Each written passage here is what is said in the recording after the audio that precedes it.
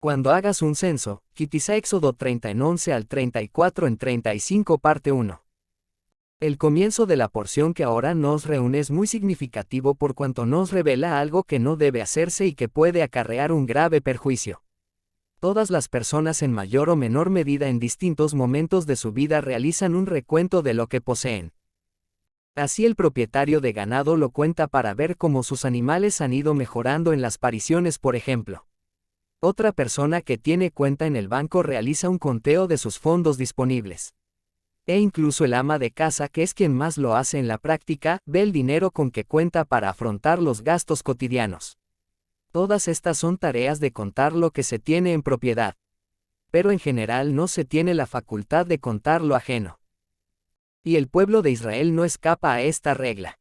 Pues, siendo cada uno de sus miembros propiedad de YHWH, nadie tiene el derecho de contarlos como propios. Recordemos por un instante este pasaje de Génesis 32 en 12. Y tú has dicho, yo te haré bien, y tu descendencia será como la arena del mar, que no se puede contar por la multitud. Si bien entendemos que sería tal la cantidad de descendientes, similar a la arena del mar o las estrellas del cielo, que plantea una imposibilidad física de contar, el versículo transcripto implica también una prohibición de contar a los hijos de Israel. O sea, se nos indica que no deben contarse los hijos de Israel tal cual se hace al censar. Podemos refrendar, podemos asegurar esto con algún hecho histórico. Por supuesto, viajemos al 2 do libro de Samuel cap. 24 en 1 al 3. Volvió a encenderse la ira de YHWH contra Israel, e incitó a David contra ellos a que dijese, ve, haz un censo de Israel y de Judá. Y dijo el rey a Joab, general del ejército que estaba con él, recorre ahora todas las tribus de Israel, desde Dan hasta Beerseba, y haz un censo del pueblo, para que yo sepa el número de la gente. Joab respondió al rey, añada YHWH tu Elohim al pueblo 100 veces tanto como son, y que lo vea mi señor el rey, mas ¿por qué se complace en esto mi señor el rey? Si no tomamos en cuenta la prohibición, ¿cómo entenderíamos la objeción que pone Joab? Pues quizás no nos demos cuenta al principio, pero en el versículo 4 se nos dice, pero la palabra del rey prevaleció sobre Joab y sobre los capitanes del ejército.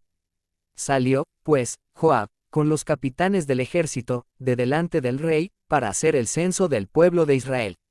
Él, pero, con el cual comienza el versículo implica que la idea del censo no era algo correcto a los ojos del general Joab. Pero, prevaleció el dictamen del rey David. El censo se hizo y ¿cuál fue el resultado? Después que David hubo censado al pueblo, le pesó en su corazón, y dijo David a YHWH, yo he pecado gravemente por haber hecho esto, mas ahora, oh YHWH, te ruego que quites el pecado de tu siervo, porque yo he hecho muy neciamente. Dejo al creyente la lectura de los versículos que siguen, solo transcribiré el resultado de la acción cometida. Versículo 15. Y YHWH envió la peste sobre Israel desde la mañana hasta el tiempo señalado, y murieron del pueblo, desde Dan hasta Beerseba, 70,000 hombres. El resultado de censar al pueblo de Israel fue una peste que consumió más del 5% de la población. Ahora bien, la porción de la instrucción que estamos estudiando da instrucciones para cuando se haga un censo. Entonces podemos observar que si existe la posibilidad de saber cuántos componen al pueblo, de cuántos hombres por ejemplo para la guerra se cuentan. ¿Y cuál es la salida que la instrucción da? No contar directamente al pueblo, sino contar algo que lo represente. Éxodo 30 en 12 al 14. Cuando tomes el número de los hijos de Israel conforme a la cuenta de ellos, cada uno dará a YHWH el rescate de su persona, cuando los cuentes, para que no haya en ellos mortandad cuando los hayas contado. Esto dará todo aquel que sea contado, medio ciclo, conforme al ciclo del santuario. El ciclo es de 20 geras. La mitad de un ciclo será la ofrenda a YHWH. Todo el que sea contado, de 20 años arriba, dará la ofrenda a YHWH. Para que se entienda con claridad, lo que se hacía era depositar medio ciclo, luego la cantidad total era contada y así lo que se contaban no eran las personas directamente sino el medio ciclo que las representaba. De aquí se desprenden dos enseñanzas. Al censar cómo se evitaba la posibilidad de una plaga, ofrendando el dinero del rescate, pero no solo esto, ese dinero debía tener un fin específico, debía ser usado para el servicio del tabernáculo. Éxodo 30 en 16. Y tomarás de los hijos de Israel el dinero de las expiaciones, y lo darás para el servicio del tabernáculo de reunión, y será por memorial a los hijos de Israel delante de Yahweh, para hacer expiación por vuestras personas. Asimismo podemos ver que esta ofrenda solo tenía como destinatarios a los hombres de 20 años para arriba que podían servir en el ejército. Además tampoco habría diferencia entre el depósito de un rico o de un pobre.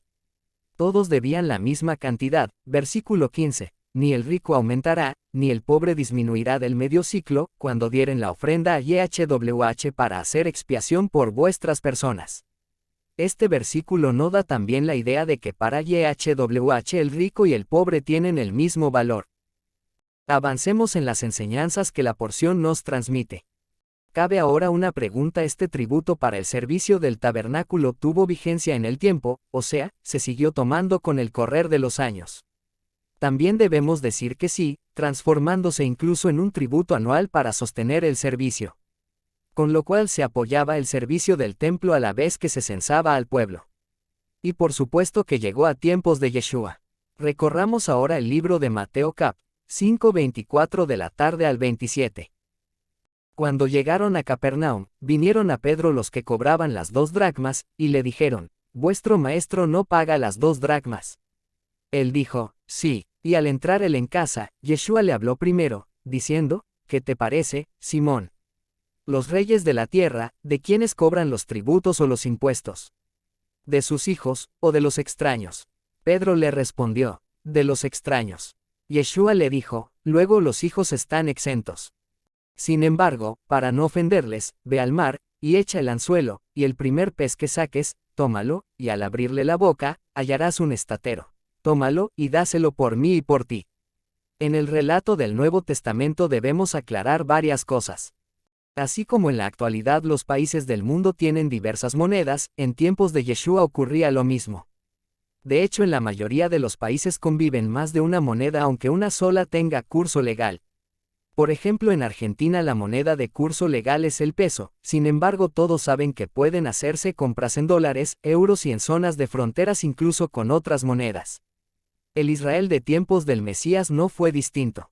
Existía la moneda oficial, la romana era el denario, con sus denominaciones menores el sestercio, el cuadrante, la blanca, etc. También existían las monedas griegas, las cuales se mencionan en varias ocasiones: dracma, didracma y estátero. Asimismo se encuentra la medida hebrea del ciclo. Un ciclo equivalía a 4 dracmas. O sea, medio ciclo serían 2 dracmas. Con lo cual el valor que una persona debía poner en el censo era el de 2 dracmas, también llamado didracma. El valor de 2 personas en el censo sería medio ciclo cada una, o sea 1 ciclo en total. Es interesante tomar en cuenta que el estatero era una moneda cuyo valor equivalía al de 4 dracmas, por ese motivo se pagan las 2 dracmas del impuesto con el valor de un estatero. En este primer comentario nos hemos acercado al análisis de cuestiones históricas, pero ellas nos llevan a entender pasajes muchas veces leídos pero poco entendidos.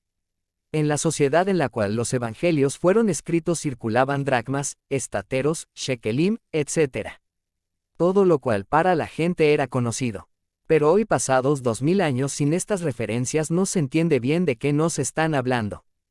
Más adelante veremos por supuesto implicancias espirituales de estas cuestiones. Ricardo *. Se permite la reproducción total o parcial mencionando al autor. Todos los derechos reservados.